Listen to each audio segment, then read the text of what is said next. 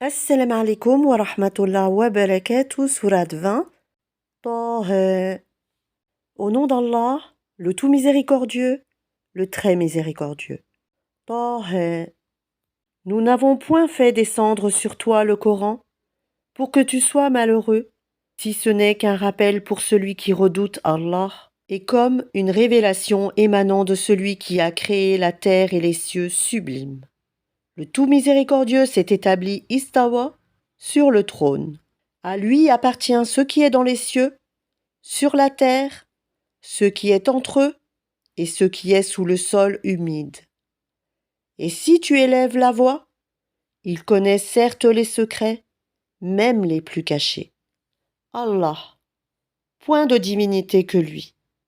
Il possède les noms les plus beaux. Le récit de Moïse t'est-il parvenu? Lorsqu'il vit du feu, il dit à sa famille, « Restez ici. Je vois du feu de loin. Peut-être vous en apporterai-je un tison, ou trouverai-je auprès du feu de quoi me guider. » Puis, lorsqu'il y arriva, il fut interpellé. « Moïse, je suis ton Seigneur. Enlève tes sandales, car tu es dans la vallée sacrée Touwa.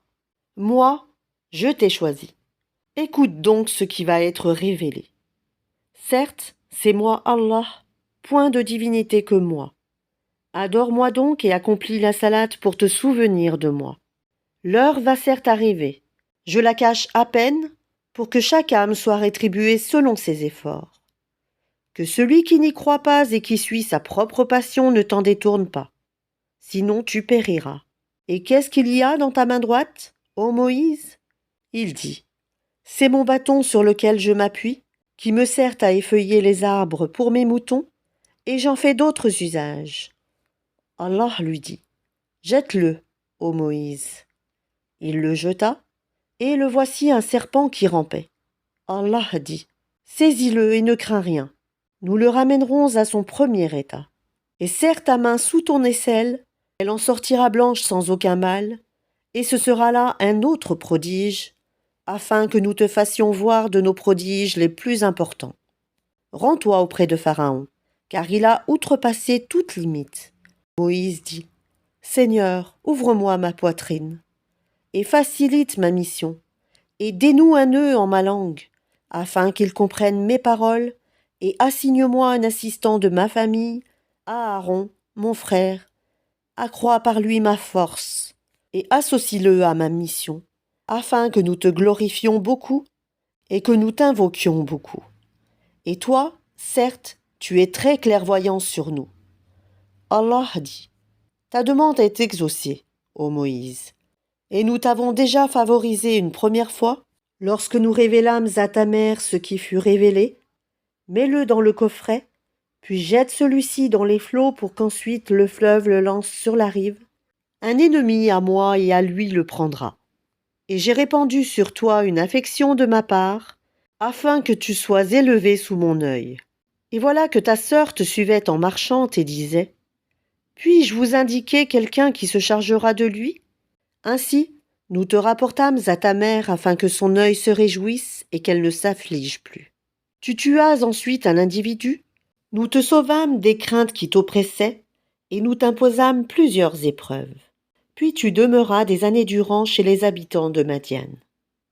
Ensuite tu es venu, ô Moïse, conformément à un décret, et je t'ai assigné à moi-même. Pars, toi et ton frère, avec mes prodiges, et ne négligez pas de m'invoquer. Allez vers Pharaon, il s'est vraiment rebellé. Puis, parlez-lui gentiment. Peut-être se rappellera-t-il ou me craindra-t-il. Ils dirent, ô notre Seigneur, nous craignons qu'il ne nous maltraite indûment ou qu'il dépasse les limites. Il dit, ne craignez rien, je suis avec vous, j'entends et je vois. Allez donc chez lui, puis, dites-lui, nous sommes tous deux les messagers de ton Seigneur. Envoie donc les enfants d'Israël en notre compagnie et ne les châtie plus. Nous sommes venus à toi avec une preuve de la part de ton Seigneur. Et que la paix soit sur quiconque suit le droit chemin. Il nous a été révélé que le châtiment est pour celui qui refuse d'avoir foi et qui tourne le dos. Alors Pharaon dit, Qui donc est votre Seigneur, ô Moïse? Notre Seigneur, dit Moïse, est celui qui a donné à chaque chose sa propre nature, puis l'a dirigée. Qu'en est-il donc des générations anciennes? Dit Pharaon. Moïse dit, la connaissance de leur sort est auprès de mon Seigneur, dans un livre. Mon Seigneur ne commet ni erreur ni oubli. C'est lui qui vous a assigné la terre comme berceau, et vous y a tracé des chemins, et qui du ciel a fait descendre de l'eau avec laquelle nous faisons germer des couples de plantes de toutes sortes. Mangez et faites paître votre bétail.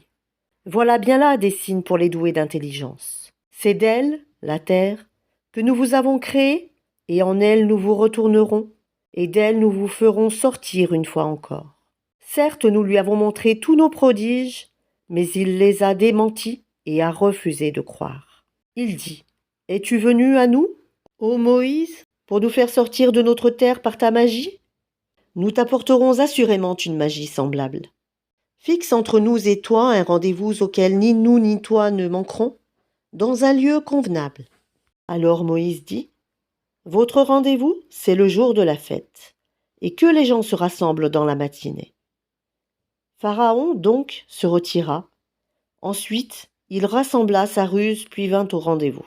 Moïse leur dit, malheur à vous, ne forgez pas de mensonges contre Allah, sinon par un châtiment il vous anéantira. Celui qui forge un mensonge est perdu. Là-dessus, ils se mirent à disputer entre eux de leur affaire et tinrent secrète leur discussion. Ils dirent, voici deux magiciens qui, par leur magie, veulent vous faire abandonner votre terre et emporter votre doctrine idéale. Rassemblez donc votre ruse, puis venez en rang serré. Et celui qui aura le dessus aujourd'hui aura réussi. Ils dirent, ô Moïse, ou tu jettes, le premier ton bâton, ou que nous soyons les premiers à jeter. Il dit, jetez plutôt. Et voilà que leurs cordes et leurs bâtons lui parurent rampés par l'effet de leur magie. Moïse ressentit quelque peur en lui-même. Nous lui dîmes, n'aie pas peur, c'est toi qui auras le dessus. Jette ce qu'il y a dans ta main droite, cela dévorera ce qu'ils ont fabriqué. Ce qu'ils ont fabriqué n'est qu'une ruse de magicien, et le magicien ne réussit pas, où qu'il soit. Les magiciens se jetèrent prosternés, disant, nous avons foi en le Seigneur d'Aaron et de Moïse. Alors Pharaon dit, avez-vous cru en lui avant que je ne vous y autorise? C'est lui votre chef qui vous a enseigné la magie?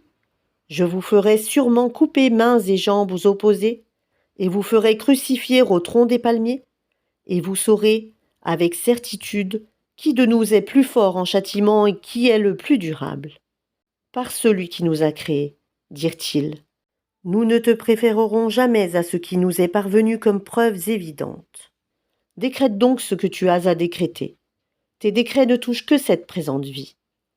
Nous croyons en notre Seigneur, afin qu'il nous pardonne nos fautes ainsi que la magie à laquelle tu nous as contraints. Et Allah est meilleur et éternel.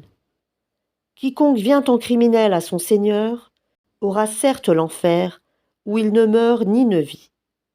Et quiconque vient auprès de lui en croyant, après avoir fait de bonnes œuvres, voilà donc ceux qui auront les plus hauts rangs, les jardins du séjour éternel, sous lesquels coulent les ruisseaux, où ils demeureront éternellement.